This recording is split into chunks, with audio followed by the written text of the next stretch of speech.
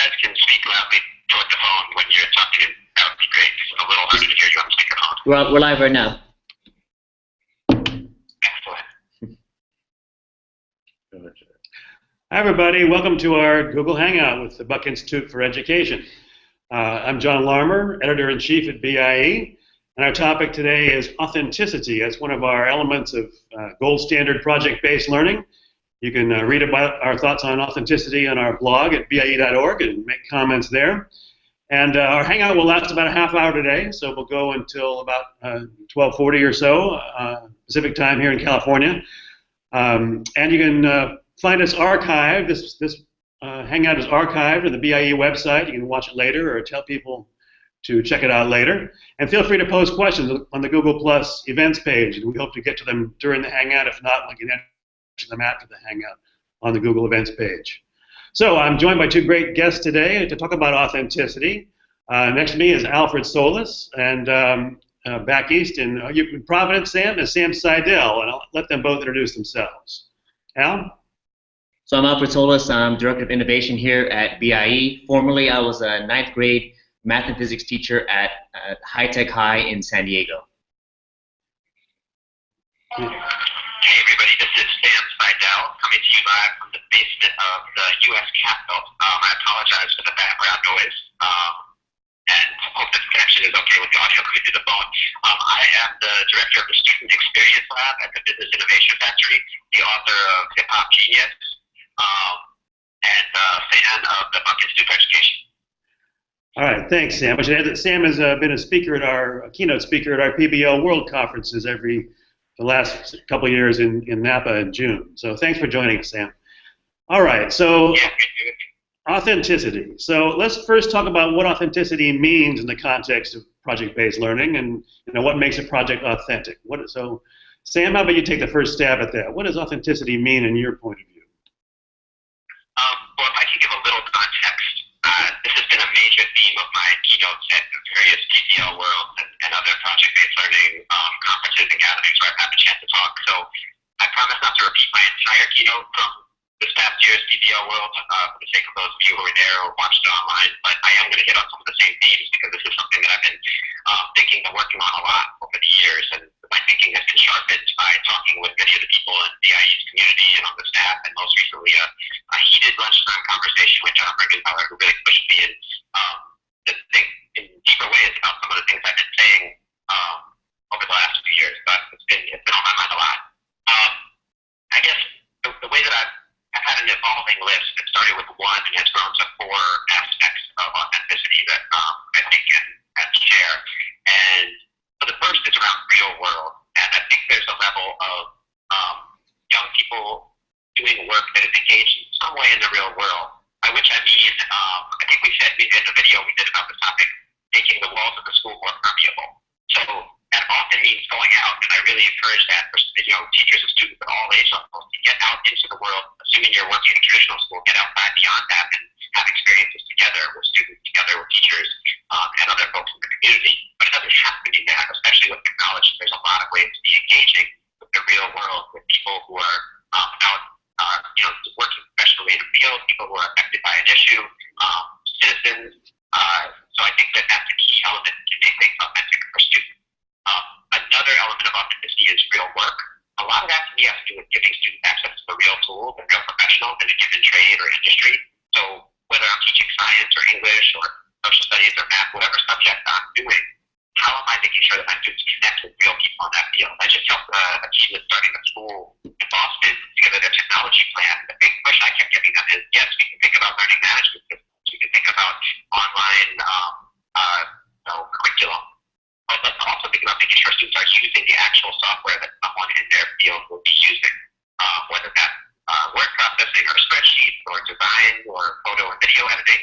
Let's make sure that when students are going out to either produce things themselves or work for other people and get jobs, that they already have experience using real world software, not just stuff that was designed to be used in schools that they'll never see again.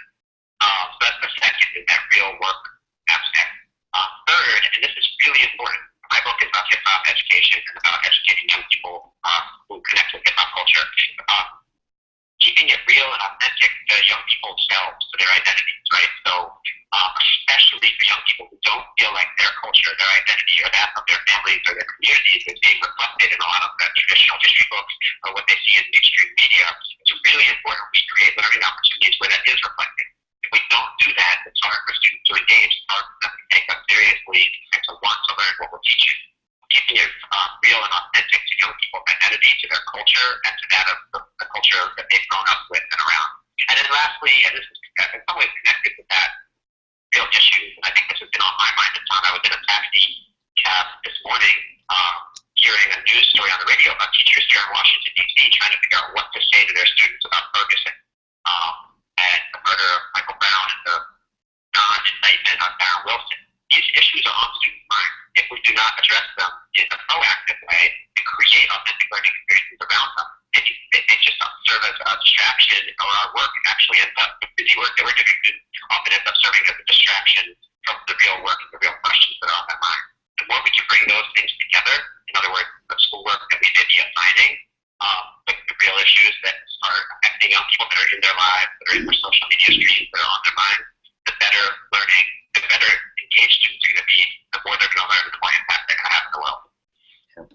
All right, thanks, Sam. If I could just go over those 4 things again that you just mentioned for viewers who might want to make sure they got all 4. So real world, real work, real to students' identities and culture. Relevant. Relevant to their own culture, their own lives, and finding real issues from the real world. Okay, thanks, Sam. Now, what do you think? Sam definitely pushes a lot of that. I remember, I really appreciate people haven't seen the blog that you wrote last year about the different levels of authenticity. I think, obviously you have not authentic, it has, I'm reading right here, it's somewhat authentic and fully authentic. A lot of the projects that I did were in that somewhat authentic field, which is kind of like what Sam was alluding to, them using the real tools of what people are using out there in the field. But I'd even step back a little bit more, just kind of using the same language, going through the same process, going through the same, if you're going to be like an engineer, go through a project that an engineering design problem would go through. If you're going to go through some software design thing, but you're trying to learn math and physics at the same time, but you can still go through this kind of prototyping process that they're going to go through as well. So, I'm okay with that. A lot of my projects, that I was doing were, I hate to say they were simulated, but they were done that way. They're working on something that was fictitious, but they're going through real, authentic practices, using real software when it was applicable to stuff that we were doing, but the processes and the language they were using was real. Okay. So let's talk more about sort of why authenticity is important. Why do you think, Sam? Why is authenticity one of the key features of gold standard project-based learning? Why does it rise to that level of being essential for gold standard PBL? I think this is fundamental to how we honor and respect our students as human beings, which is an important first step, I think, as educators. I think it's how we ensure that the work that they're doing is meaningful beyond a grade. And I think it's how we make sure that the learning that takes place is truly and deeply engaging and feeds into young people's desire and ability and passion to be lifelong learners and to keep bringing these skills back in new ways. I think it gives something for them to sink their teeth and their learning into. And then particularly and I think I alluded to this a minute ago, for young people who come from kind of the hip-hop generation or even the more recent generation comes off that, realness is just a very, very important thing. Kids who have grown up in it, in or around hip-hop culture, are allergic to fakeness. It's not cool to say one thing and do another, just like it's not cool to wear a fake watch, right? And what is cool is to have fidelity between how you represent yourself and how you actually live. And so if I'm a young person who comes into a classroom and sees my teacher's not talking about things that have any bearing or connection to my life or the world I live in, and in fact negates or ignores that could be a serious turnoff for me and really drive me away from wanting to learn. If I can't answer the question, one of the, when I visit a lot of schools, if I ask students the question, what are you learning? And they can answer that question, and I ask them why, and they can answer that question, I would say that 9 times or more out of 10 they're doing good, interesting, engaging, authentic work in that classroom. And you can tell just by asking those 2 questions. So I think at Al's point about the spectrum, and I think you talked about this in one of your articles, John, there's authenticity is not a binary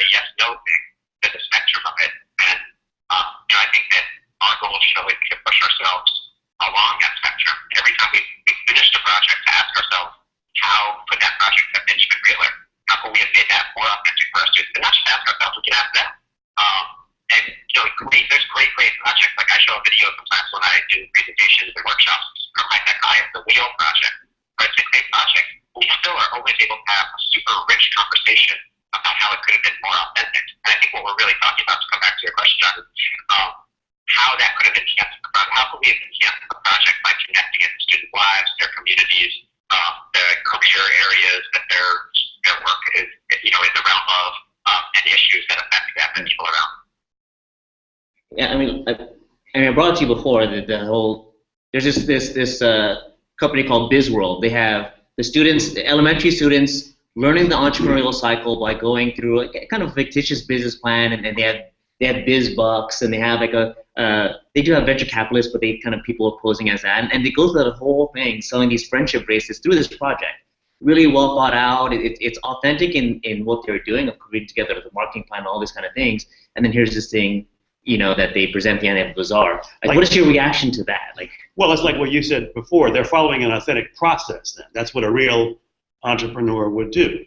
That's how they would, pitch their business plan to a venture capitalist. That's how they would operate their business, do their accounting, and so forth. So, to me, it's authentic. It is a gold standard. Is it gold standard authentic? Is it full? Does that have to be this kind of part? Does that have to be fully authentic? Is that the goal for these elementary kids? Should they have been, they kind of go off and they do sell their bracelets out there to an audience, but it's not quite them. Because there's other organizations. There's like Nifty. The students actually go off and they make a business plan. They go off and pitch to VCs, and maybe they'll get picked up by someone else. That's kind of what I'm wondering here, Sam. I don't know if you understand that this notion of, is fully authentic? Is that what gold standard is? I don't think there's, and I think this is kind of what I meant a moment ago. And a spectrum, right? The body Sure.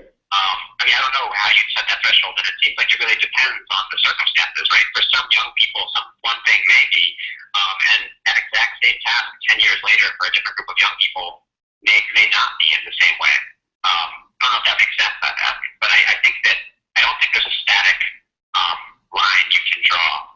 Yeah, I think in terms of the gold standard, that the more authentic, the better. But it's not possible to always be, running an actual business out of your 6th grade classroom. It may have to be a simulation. So maybe you got to cut teachers some slack and say, it'd be great if it could always be fully authentic, but I don't think all content could be taught that way. And logistically, I think it's just impossible to run a bunch of projects all year long that are fully authentic. You're building a monument in the park as opposed to having a debate about the Vietnam War. I think occasionally you got to allow for the somewhat authentic or the simulation kind of project. But if we look at the four elements that you mentioned, Sam, as starting this off, are they all equally weighted? Could you prioritize that? If you had to choose one of them, which one would you choose? Is it I would assume you might say the relevant piece, but maybe not.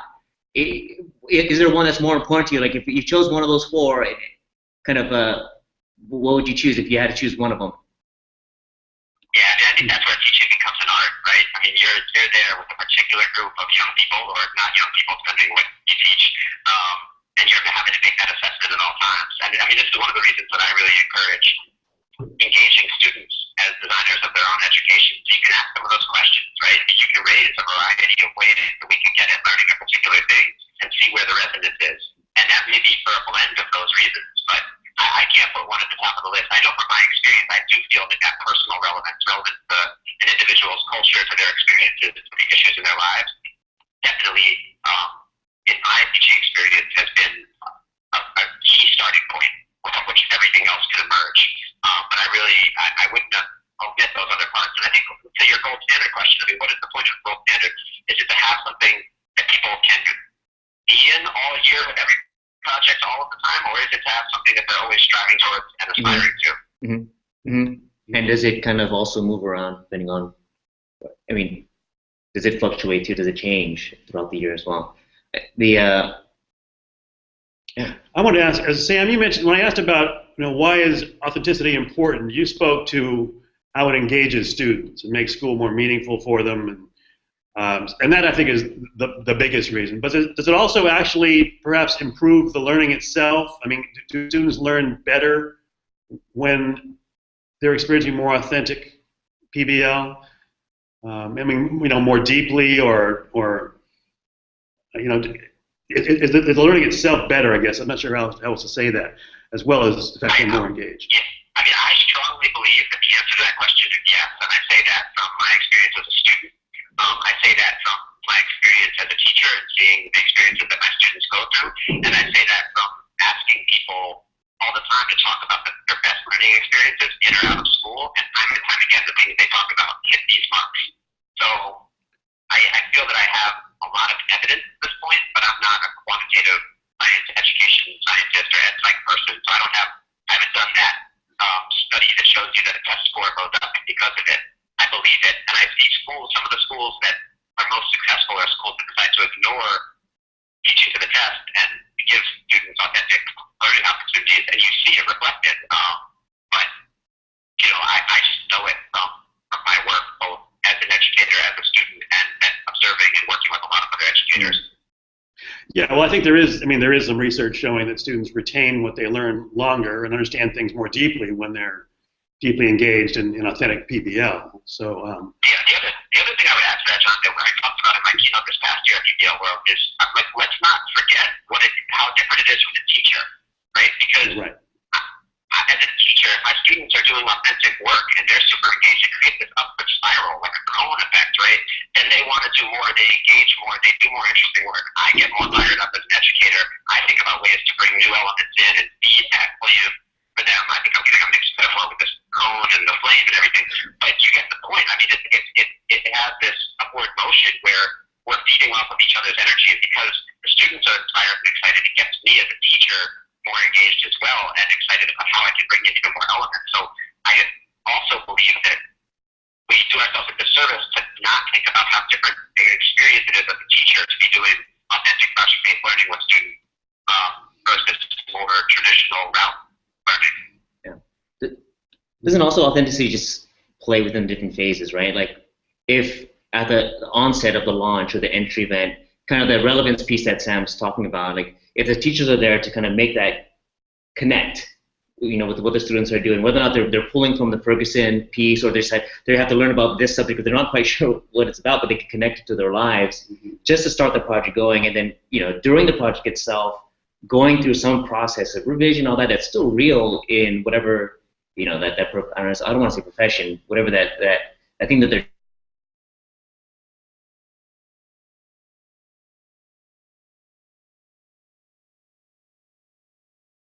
software designer or making a film do, right? So the authentic aspect, if you had an authentic audience at the beginning or someone shepherding them along or guiding them along the way, or also there to look at the work at the very end. So it's kind of like levels of, along the way there's these authentic moments, and also aligned to kind of the things that he's talking about, right? Of making it relevant, doing real stuff, and then connecting with real people, maybe in the beginning and maybe also at the end. Right, yeah, I think that audience at the end is an especially good way to make a project more relevant. You're writing a paper for something or creating a documentary for a particular audience. Yeah. Yeah, the big thing I always thought for when something is authentic or real is that it has, the stuff that they're doing also has a lasting value.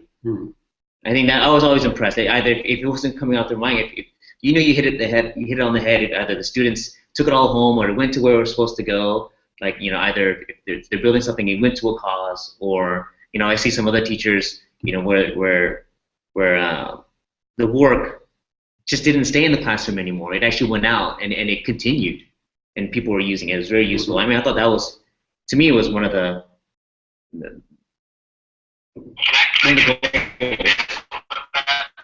yeah, go ahead. Yeah. So Alex Aguro is teaching at Brown University right now. Instead of having students write essays for this intro to ethnic studies class that she's teaching, she had students write Wikipedia entries. So they're contributing in a lasting way to the body of knowledge that the world shares about the individuals and the events, right? And interestingly, and I went to Brown, so I know, we were used to cranking out 20-page papers. These Wikipedia entries only had to be, not nearly that long in terms of the number of words, but the level of stress that students felt was so much higher than these 20 20-page papers that they know no one's ever going to read after their teacher gives a grade, right? And I mean, obviously, stress, beyond a certain point, is not a good thing, but I think it was a good stress. It was like, I'm putting it out to the world. This has to be really good. This really matters if it's going to be up there for a long time. Right. I think that piece about the lasting impact is really important. It does drive students to straight up work harder and also work deeper, right? And really make sure that the stuff that they're doing is solid and it's well researched, because they know that somebody might read it, might rely on that information, might build other information off of that. So I really do think that lasting impact, there's a lot of ways that, we can do that now and create that the internet that weren't even available when I started teaching. And I think we have to get better and better at taking advantage of them. Another example, I think that Wikipedia example is huge. Students of any age can be doing that. Yeah. And there's pushback from the Wikipedia editors. So as a teacher, you're outsourcing some of the editing and getting into real world interaction with people that they could interact with in their lives beyond a class. Similarly, the website Genius, which came out of Rap Genius, people annotate both lyrics, any type of music now, poetry, news reports, president's speeches. Yeah. So another great exercise to be using an online platform like that. And again, the whole public can see and people can vote up and down the annotation. But students doing that online and having real interaction with other viewers or listeners or readers. Right. Yeah, and I always thought, I mean, it doesn't have to be something subtle, not even a project. I always thought when my teaching partner would do, students would do like a book report or review, I was like, why don't you just post it on Amazon? Why don't they actually just post it to that book? I mean, I think the author would love it. I think other people would appreciate it. I think it's like, why not do it? And it's already there. The medium is there for them to publish. But anyways. Yeah. So I think that's a great idea, or a great for the author too. The number of times that I've done stuff like that with students and they've gotten responses is, it's really exciting, and it's how engaging is that for a student to share their thoughts like Allison with the author, whether it's on Amazon or online somewhere, which I love, Goodreads or something like that, or even individually find that person's contact information and establish a back and forth dialogue with them. So we sort of named a third benefit of authenticity, it sounds like, and that's higher quality work. So students are more engaged, learning perhaps is deeper, retained longer, and then because of the public audience factor, they are pushed to do higher quality work. All right, let's talk a little bit about some just examples of projects. Sam, you mentioned a couple already, but let's hear some more and maybe talk about how it might vary by subject area. I know, Al, you taught math and physics. But Sam, also talk about some examples you've seen teachers do of what you would consider authentic projects, maybe with a little bit of variety of subject area. Al, you want to talk about some of yours? Al, you want to go first? Yeah, let's hear some of yours. I mean, some of my projects, I mean, I guess before, it's just because I taught math and physics to the same ninth graders, and math became, was aligned to the physics that I was trying to teach as well. So kind of physics became the math lab we never had. So it was nice to kind of create these interdisciplinary projects for my students. I think a lot of ways for my projects, if they were making wind chimes that they were going to sell at farmers markets, if they were making pool tables that they were supposed to give to, after school programs, or not, when some of them took it home, or some, with after school programs, if they were making a simulated software design thing of calculating the stickiness of floors on movie theaters, and then figuring that out and kind of and creating a product around that. So kind of varying levels. I mean, one of my very first ones that I did was an art project. It ended up being when STEAM, we didn't know about STEAM at that time, where the students actually just followed. There was a Port of San Diego. They had a project up there where artists were submitting of creating an urban a tree out there in the Port of San Diego, and I just looked at the spec that the artists were submitting to the port. I kind of took that project on a PDF and I sculpture, yeah. And I redesigned it for my class, adapted it for my class, and it basically just followed what the artists were submitting to the judges. They did windmill calculations. I put like geometric pieces where we learned about truss systems or whatnot, but they were still following this RFP, or request for proposal, that the artists were submitting to the port. Mm-hmm. And what was cool about it was the port latched onto it and said, hey, we didn't realize to use this as an education piece, and we want to get art out there. They invited our students in the very beginning, and they got to see like 200 of the maquettes, which are little models that the artists were submitting. So students, before they even started the whole thing, they got to see what other artists were doing. So whether or not that was relevant in their lives, but they saw it. They saw it there. It's out in the streets of San Diego. Here's something they could be designing, and it all ended up. I'll finish here that the students ended up. The judges came in, assessed them, and two of the the young ladies who were chosen got to do a presentation in front of the board members. So that was like one of the first projects we did. Was really real. I'm not sure how relevant it was because they got brought into it, but it was definitely out there in the public. Mm-hmm. Okay, Sam, how about some examples of projects that are authentic? Well, I love that example I just gave, and it makes me think about a youth program that I used to run called AS220 Youth, which is still doing incredible authentic projects. And so I wanted to share one of those. So it's not a school program, but it is over. I think as I explain the project, you'll see the kind of learning that takes place. I think it raises some good questions about how can we do these things in a school context. And I think Al just actually gave a very clear example of how can we, among other things, AS220 Youth program. And then a lot of the young people in the program are coming either out of juvenile prison or through foster homes or group homes. Not everybody, but many of the students.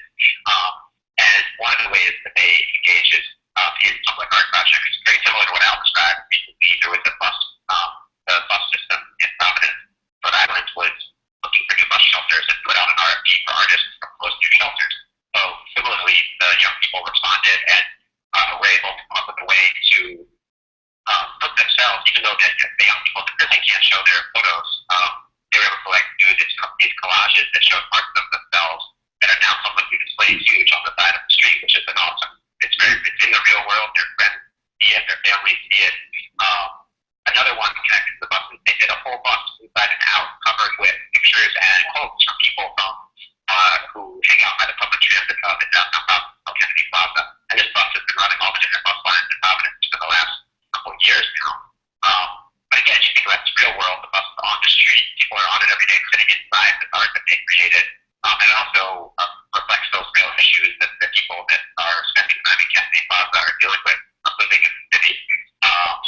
And their work is clearly real. They're out there with professional cameras doing the editing. They're interfacing with the design studio that put together, all the photos and quotes and figure out how they would fit in the bus. They're interfacing with the public transit authority.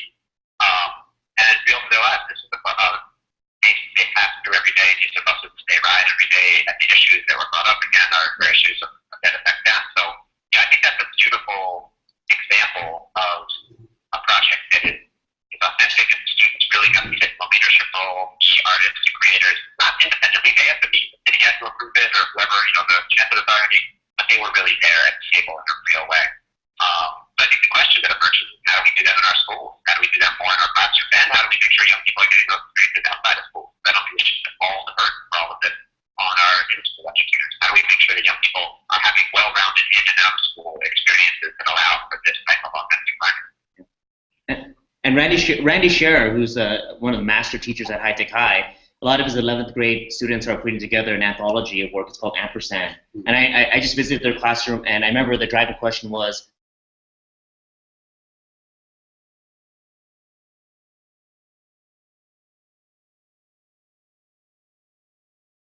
of San Diego. So we're creating writing that's kind of something he's been doing over the years, kind of capturing all that for San Diego.